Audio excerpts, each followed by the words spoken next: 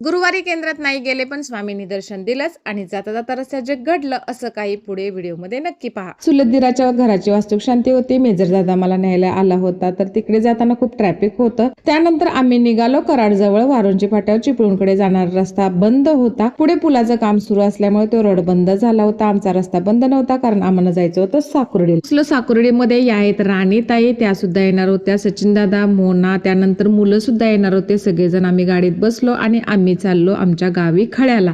खळ्याची शुद्रुगवाडी हे आमचं पाटण तालुक्यातलं गाव आहे आणि जाताना खिंड लागली, आंब्यांची झाडं. वास्तुक शांतीच्या ठिकाणी पोहोचल्यानंतर तिथली पूजा मांडणी पाहून खरंच खूप छान वाटलं. इतकी सुंदर युनिक मांडणी मी पहिल्यांदाच पाहिली. आणि सगळ्यात खास गोष्ट म्हणजे आज गुरुवार असल्यामुळे मला केंद्रात जाता आलं नाही, पण घरात प्रवेश करताच समोर स्वामींचं दर्शन झालं. त्या क्षणी मनाला इतकं समाधान मिळालं की खरंच स्वामी आपल्या मनात असतील तर ते कुठेही दर्शन देतात. तुमच्याही बाबतीत असं झालं असेल तर प्लीज कमेंट बॉक्समध्ये सांगा. माझ्या चुलत सासूबाईंचा आणि सासऱ्यांचा आहे. त्यांच्या मुलांनी कष्टातून बांधलेलं आहे. दोघंही पुण्याला कामाला आहेत. काका काकीने आयुष्यभर रानात कष्ट केले आहे. त्यांच्या कष्टाचं फळ आज सुंदर या घराच्या स्वरूपात पाहून खरंच मन भरून आलं. कष्टातून उभं राहिलेले हे सुंदर घर खरंच खूप खास आहे. अशी स्वामींची कृपा कायम राहो. भेटूया पुढच्या व्लॉगमध्ये. तोपर्यंत श्री स्वामी समर्थ. जय जय स्वामी समर्थ.